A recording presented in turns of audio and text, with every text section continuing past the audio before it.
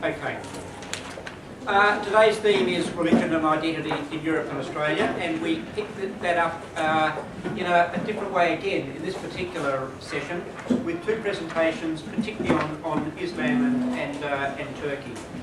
In the first place, can I introduce to you Dr. Natalie Doyle, who is Deputy Director of the Monash European and EU Centre.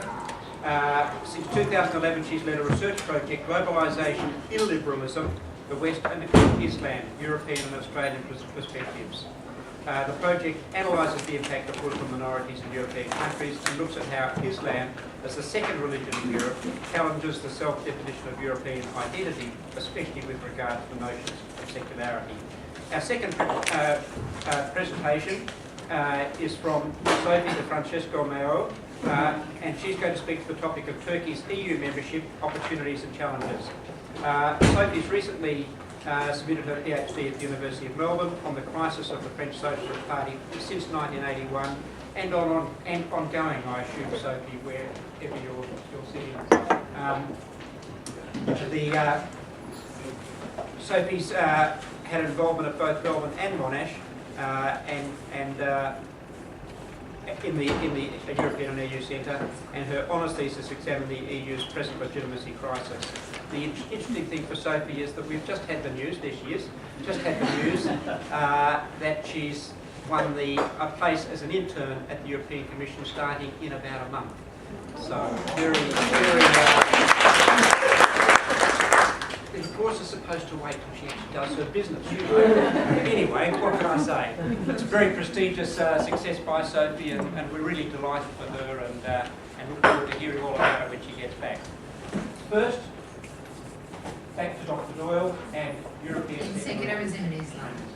Thank you very much. Well, thank you for your attention. I will be talking about European secularism, and it is huge. As Jackie alluded to earlier, there is, for example, the Dutch case and the French case and the German case and the British case and the Italian case. I'm not going to be able to cover everything. I will, towards the end of my talk, I hope, if I make it, if Bruce does not escort me out of the room because I've overstayed my welcome, I will be speaking specifically about the French case. But in any case, I'm happy to forward the PowerPoint if you want, and also to answer any specific questions about countries or issues as part of the discussion. But Islam is obviously also huge, so I've got a couple of slides about salafism because I could not assume that everybody knows what I'm going to be talking about. But same thing, I may have to go over this a little bit quickly. If you wish, you can just ask me and I'll email you the PowerPoint. Right, so obviously when you talk of Islam today, there is an elephant in the room, and that is terrorism.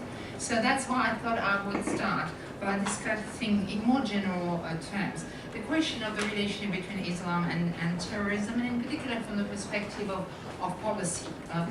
What are the attitudes? Now, in the United States, in Australia, discussion of the place of Islam in liberal democratic societies has been conducted, in the shadow of the fear of jihadism. Right? Everything's been discussed through this.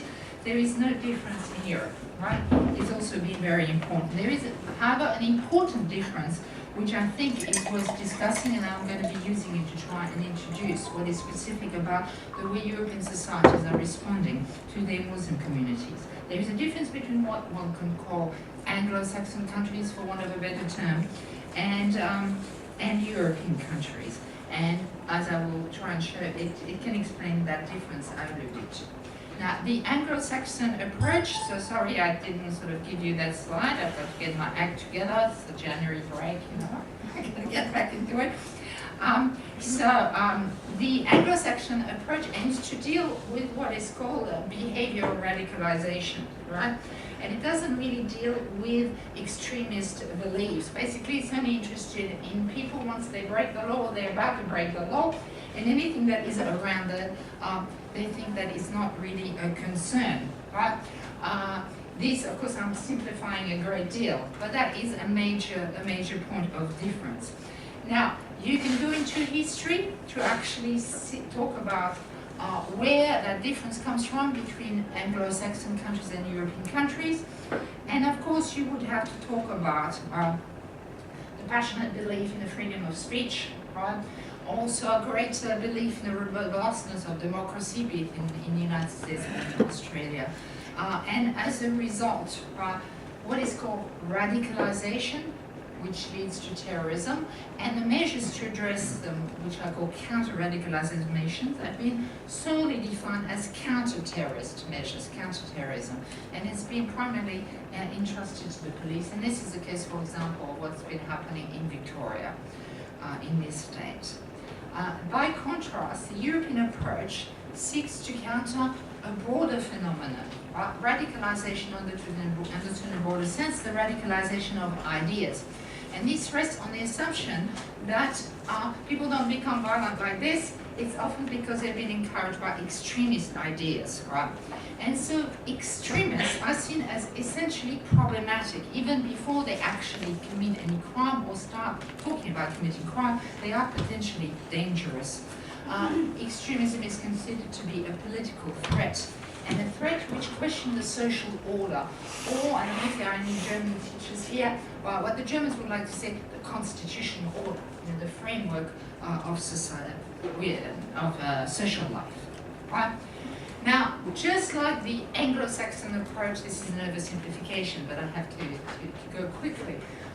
Just as the Anglo-Saxon approach is conditioned by specific history, so is the European approach. And of course, it is the rise of extremist ideologies in the 1930s, which destabilized society, not society with an A, in Spain, Italy, and Germany. And this means that in Europe, a very strong view has been entrenched, which has been relayed to the present, in particular, through the discourse of the European Union. The view that the intolerant cannot be tolerated. Right? These are the words of the German philosopher Karl Popper in the book Open Society, which was published in 1945. Karl Popper was a refugee from Nazism, and he obviously went on to a career in the United States. Now, I'm now going to discuss a specific example of the difference between those two approaches, and it is the way the phenomenon of salafism is approached. Salafism is a particular variety, if you will, of interpretation of Islam, right? And it's not generally not discussed quite the same way, right? In Europe as it would be, for example, in a country like Australia. So, as I said,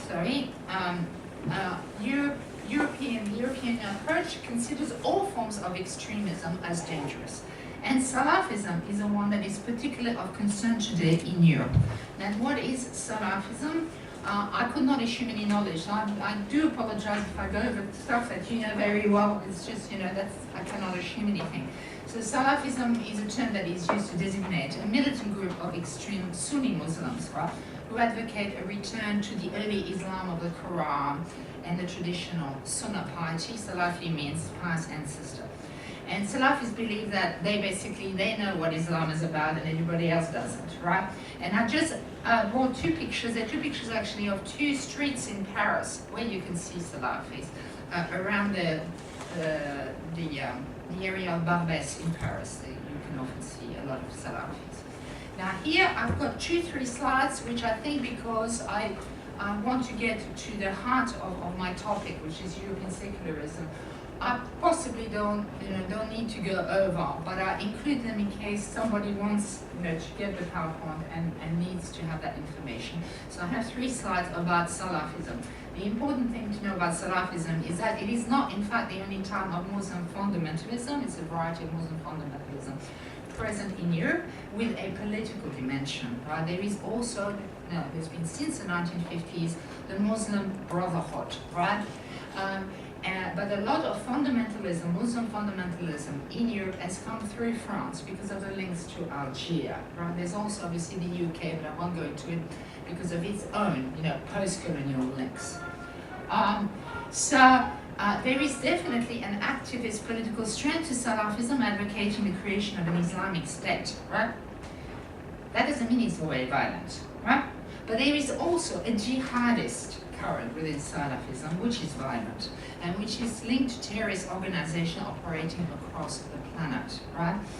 I've given a link here to an article which is very informative about that link between Salafism and worldwide terrorism and Europe as well. Now you may remember in 2012 there were some rather dramatic events in France. killings committed by a young 24-year-old French terrorist, Mohamed Merah, right? He had affiliations to a group, Forthcoming, that was a jihadist Salafi group. But not all Salafis are political, and not all Salafis who are political are violent. So there's quite a number of set people, you get there, right? And so the bottom line is Salafism is not an homogeneous movement. The majority, in fact, of Salafis are pietists, right? They focus on religious education. However, they have a lot of views, right, which are challenging to Europeans, right? So on the one hand, they advocate, most of them, acceptance of the state, right? They are politically quite conservative.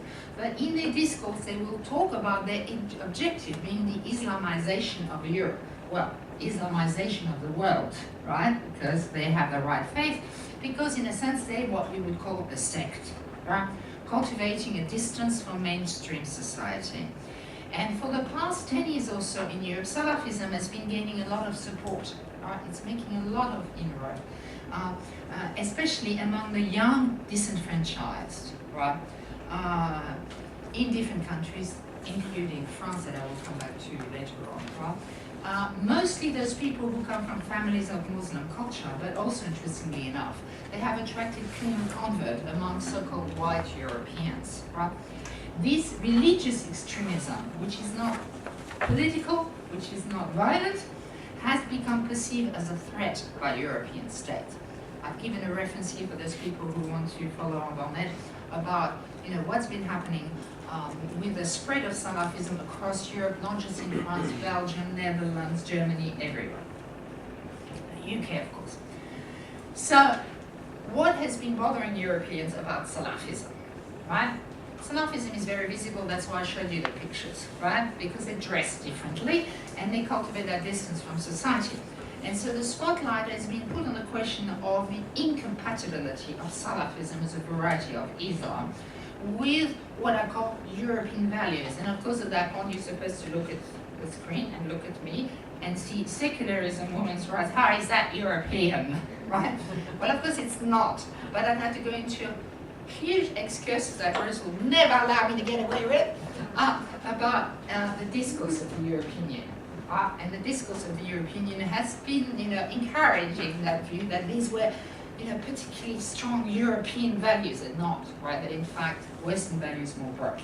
But anyway, I have to rush over this aspect of my argument, if you will. And of course, you had the talk earlier about Geert Wilders, and you know how the Islamization of Europe, right, has been seized by the xenophobic right, in the Netherlands by somebody like Geert Wilders, and in France by somebody like Marine Le Pen. And a lot of that, discourse around that fear of Europe being Islamized has been, centered on a symbol. And symbol of the threat, and that's why I brought you this other picture, has been the so-called burqa.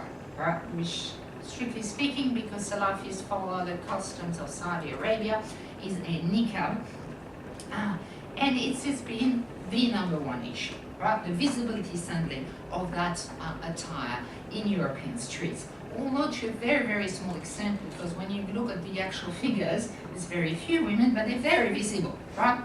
So, arguably, right, this obsession, right, with the incompatibility of Salafism with so-called European values has triggered a logic of co-radicalization. And this is what I've been looking at with colleagues as part of a research project. This has encouraged the adoption of, this is an interesting slip, because it's not encouraging liberal measures. It was meant to read illiberal measures, right, being proposed, right, by states to protect Dutch, French, European values. So illiberal measures adopted, promoted to be the way to protect liberal values. Well, you can see the contradiction, it is very clear. And one of the most, I suppose, mediatized manifestation of this was the ban that was introduced in 2011 in France, right, on the wearing in public of the niqab, right? It's important, in public, right? In the street in France, you cannot wear the niqab. If you wear the niqab, you are arrested and you have to pay a fine, right? Another illiberal measure in the perspective of Anglo-Saxon countries, right, would be also another ban that was introduced in 2011, the ban on so-called street prayers, right? In France, in a number of cities, mosques are too small, not many mosques are built, I can't go into why that is, and so people spill out into the street, right? And this was tolerated by the state for many, many years, but suddenly in 2011, no, right? It was in fact prohibited, right? It's no longer allowed. And why? Because it's supposed to be incompatible with French values.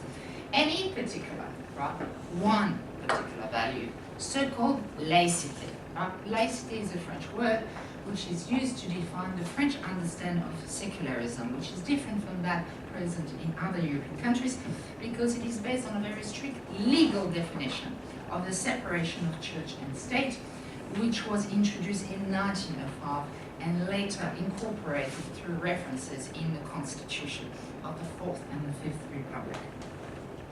Now, this law prohibited all references to religious beliefs in state institutions, but it wasn't just the one thing, right? So it prohibited, right? So it prohibited identifying religious beliefs in state institution, and that of course includes schooling. So French teachers would be familiar with the way the hijab or the headscarf, or the Islamic scarf, were banned from 2004 in French schools, right?